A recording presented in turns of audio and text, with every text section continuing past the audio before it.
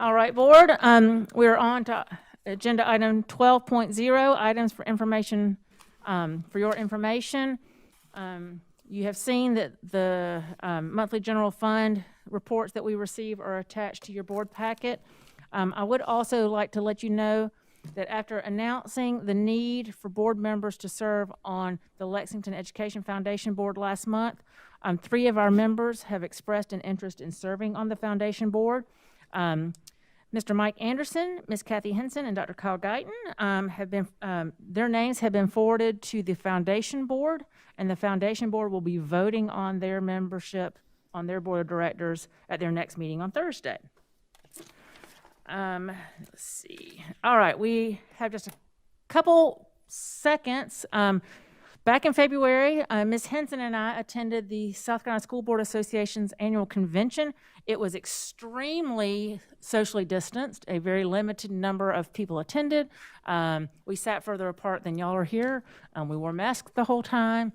We pretty much had an entire hotel to ourselves. I mean, a group of 300 met in the very, very biggest ballroom. But I asked Ms. Henson to share just a little takeaway that she got from her first School Board Association conference. Yes, I'll take just a couple minutes. Just to start off, our first open session was so exciting. We were like proud parents because Pillion High School's orchestra virtually played for the whole South Carolina School Board Association. So that was really neat. We were proud of them for that. But just some highlights for me. One of the keynote speakers was Sarah Gams, who's the South Carolina Teacher of the Year. And she just spoke with so much passion in front of the South Carolina School Board Association, just from the heart of a teacher. And it just really echoed what I know a lot of our teachers here in our district feel as well. Anton Gunn, he is an author, motivational speaker. He came and spoke, and he just really encouraged us as leaders to listen and to learn and to ask questions and understand. So it just really kind of, I can send you some information that he presented. It was really great. And then there were lots of breakout sessions. We went to one on equity, strategic planning, the South Carolina High School League, which was interesting to go to. And then some other school boards brought their school board and their superintendents, and they just presented about being like a strong board and a strong superintendent, how working together is important. And there's lots of other stuff. But just as a new school board member, it was really nice to be able to go and meet other school boards in our state and other leaders in our state. And so I appreciate the opportunity. Thank you, Ms. Henson. And before we adjourn, I just wanted to give a real big shout out to River Bluff High School's men's basketball team. They won the state championship this past weekend. And I just wanted to take a minute. So did you know the lower state championship game last week, the 2 coaches were Ben Lee and Brett Jones from Dutch Fork High School. And then the state championship game, the coaches were Ben Lee and Thomas Ryan from Dorman High School. All 3 of those coaches are products of Lexington High School's basketball program, and they all came up under Coach Bailey Harris. And I just think that's an incredible legacy that he has established. And not only did he raise up these fine men, they're now mentoring other fine men.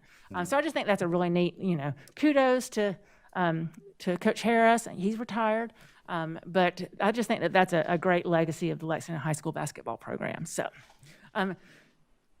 board, do I have a motion to adjourn? I have a comment about yes, ma'am. The Educational Foundation appointment. I would just like to make sure it's made clear to them. I know we don't have any policies regarding how we appoint their members, but in their bylaws, our board must actually vote on the replacements. So I know you said you forwarded those over there. I would just like it made clear that when those make it over there, that they know that those have not actually been voted on by our Actually, board. their bylaws state that we designate. Well, in an email from their executive director, she says, because you and I had several conversations about this back in January, she says, moving forward and in closely reading the Educational Foundation's bylaws, I understand that the School Board of Trustees must actually vote on the Foundation's trustees replacement. And she actually interpreted that wrong. She has since consulted with an attorney, and their bylaws don't bind our actions. And so it just says designate, in which we've done, and they vote, but their bylaws do not have any Okay, I just want to make sure that they understand that when those come over there, they didn't come by a vote of the board. that Would you they like just- to serve on the foundation No, board? no, I don't want to serve. Okay, on then that. I think we I have got my hands full designated here. 3 members to serve.